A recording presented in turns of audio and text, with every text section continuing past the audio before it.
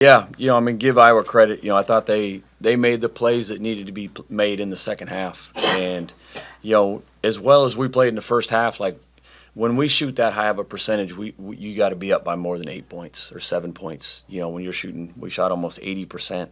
And we were really knocking down some shots and playing with some good confidence, but when they have to take the ball out of the net, our defense has to be better. And give them credit, like they're one of the most efficient offenses.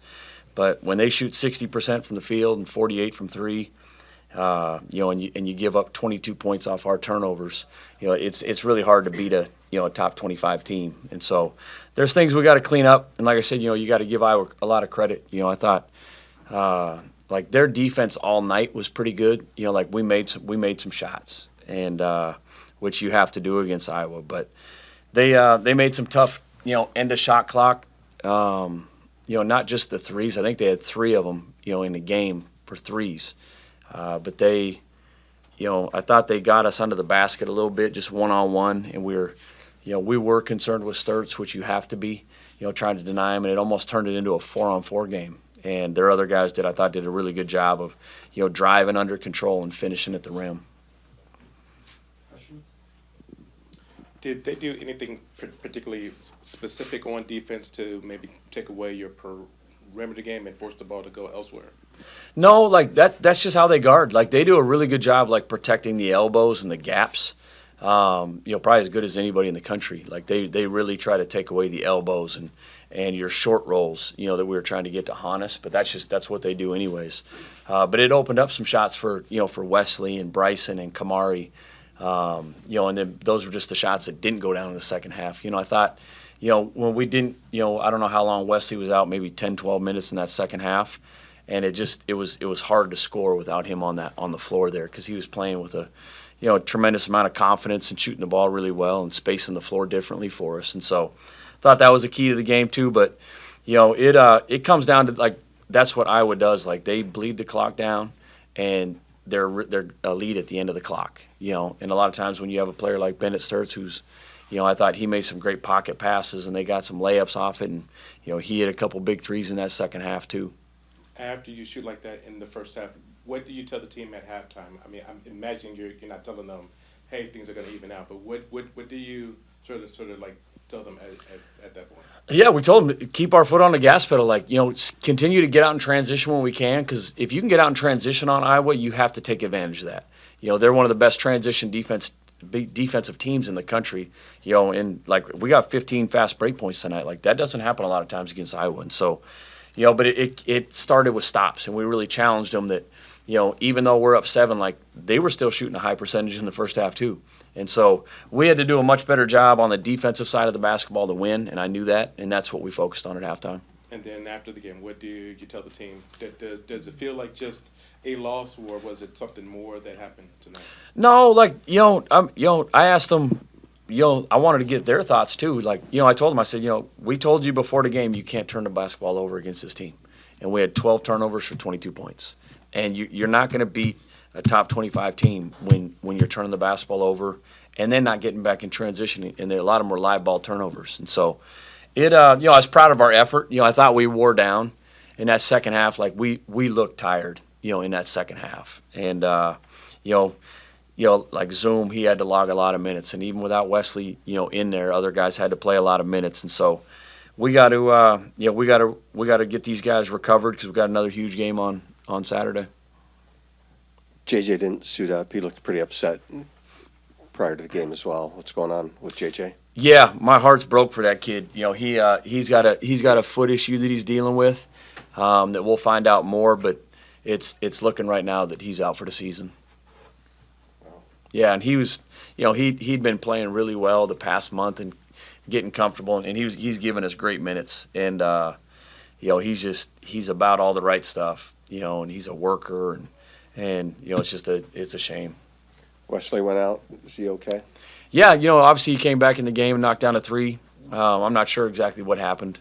I'll have to get with our trainer on exactly what the injury was. Yeah, this also looked like a game where they were trying to pull Frank out, and he wasn't able to stand to the basket. It looked like a game where you could have used Lathan. Is he available? He's available. Yeah, he's available, but we got to continue to get him better in practice, and given the effort and the energy, he was out for 6 weeks or so, and just kind of got back, and we still got Nicola too, who was playing well, and so we're comfortable with Jo and the way they were. Like you said, that's just how they play. They got 5 guys on the court that can shoot it. And I thought Frank did a pretty good job out on the perimeter. We got stung a couple times on ball screens, and we didn't have anybody, covering the paint when he was out there. But that's not necessarily his fault. That's some of our other guys that got to cover that up.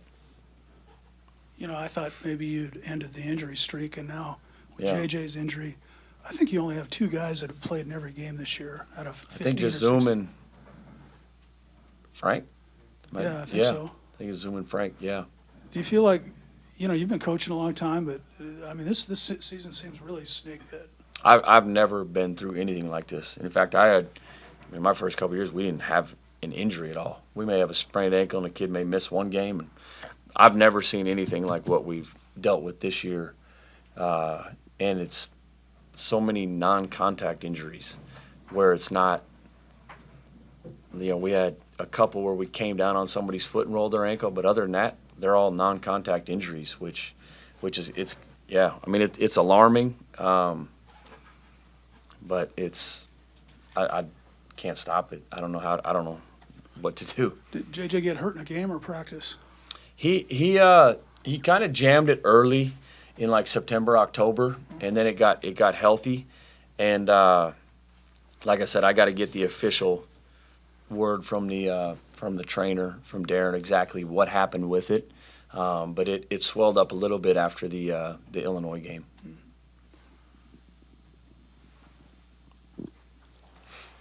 You mentioned the turnovers, and that seemed to be the clear difference in this game. Did you attribute that to just the effort Iowa was, or maybe a couple plays where I think early, like midway through the first half, like Wesley slipped on the corner? How do you view how the ball was turned over this game? Yeah, I thought probably 9 of the 12 were you probably give Iowa's defense credit, like that's what they do. They get in there and they rake hard and they get deflections. But I thought 3 or 4 were sloppy plays, trying to do too much. And maybe it might even be 6 and 6. Like I thought even at the end we were a little tired there, and we had some kind of some fatigue turnovers. But like I said, again, you got to give Iowa credit. They made the plays on those 2. Wesley had another good game tonight, 3 for 6 from 3. You feel like you need to get Jacob just up to speed a little bit more, getting a bit of game time so he can be that second shooter for you guys? Yeah, we do. And they did a really good job. Like they didn't switch on him, or even if they did, they switched and denied to where it was tough to get shots for him. And it's something that he's got to, like I said, he has, even though he's been back for 5 or 6 games, like we got to continue to ramp him up a little bit and get something from him. Does this game help you prepare a little bit more for UCLA, because they're going to be physical too on Saturday? Yeah, pretty much every team in the league, it has that physicality and that aspect.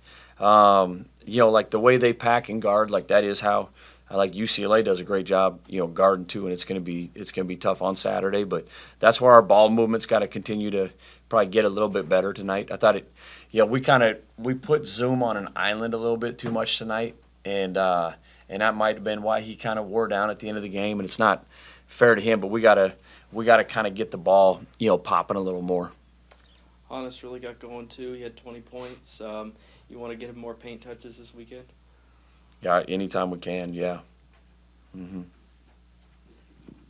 With JJ out, it just seems like you've got Kwamari and Zoom who can play point. Yep. Desmond was doing some of it earlier in the year, and you're without Desmond. Does this mean Zoom's going to have to really, really take a lot on and play a lot more minutes? Yeah, he was playing almost, 30-some-odd minutes anyways. But, yeah, everybody's got to up the ante. Like Cortland Muldrew's he's got to give us some good minutes. He got 5 minutes tonight. And it wasn't really fair to him because, to be honest, him and Frank hadn't practiced since we got back from Northwestern. Cortland had a kind of a shin issue. And Frank was really banged up, after the trip. And so they didn't do anything until 8 o'clock tonight, Frank and Cortland tonight. And so I commend Cortland for, coming out and fighting and giving us 5 minutes, but, he's still a freshman. Like, we can't play 5 minutes and have 3 fouls. You got to impact the game in a positive way, with your energy, without fouling, and use his athleticism. But everybody's going to have to pick up a little more minutes. Jasir's still a ways away. He's not a ways away. It's we're just waiting. It's a heart issue that he's out. So yeah, there's nothing he can do or we can do about it. Which is sad because he was turning the corner too. Second game out of the last 3 that Zoom has had 10 or more assists. Can you talk a little bit about the way that he's kind of stepped up into that lead ball handler role and just like the way that he's distributing the ball right now? Yeah, I think he's been great. And he draws a lot of attention with ball screens, and I think he's, for the most part, just making the easy play. A lot of them just hitting Hannes in the short roll, or he had 3 or 4 tonight just coming off, and he just made the right play. And that's what a really good lead guard does, and that's why he's I expect that from him. I expect him to have 10 assists every game because I think he's that talented of a passer and a distributor. And so, proud of how he's been playing. He can't have 6 turnovers though. He's too good to have 6 turnovers. And so, like I said, I know a couple of them may have been fatigue. I got to watch the film again, but moving forward, he's got to be at that 10 assists, 2 turnover range. From everything this team showed in the first half, it's very clear that you guys are close to turning that corner. And then obviously we saw it fall off in the second half. And I asked Hannes and Zoom, they talk about consistency. Yeah. How do you just find that consistency? Is it something that needs to be coached a little bit differently? Is it just something that needs to change mentality-wise? No. It comes, and I don't even want to give our team an excuse. It does come from some youth. Nobody really talks. Most of our team is freshmen and sophomores, other than Frank and Kamari.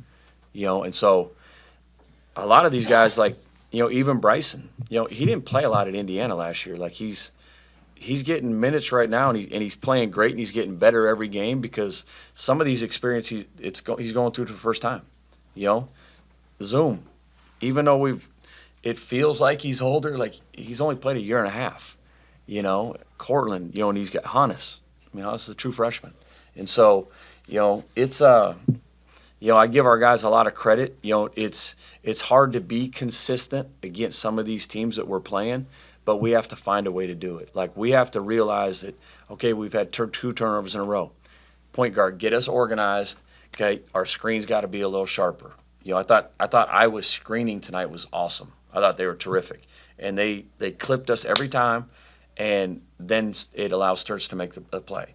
Sometimes we get a little sloppy with our screens, and then it makes it harder on Zoom, And so we have to clean up just like some of those details of screening, of boxing out every time, chesting up at the rim. We still give up too many and ones, that are just it's unacceptable, And then taking care of the basketball, it's taking care of the basketball and knocking down open shots. That's how you win at this level.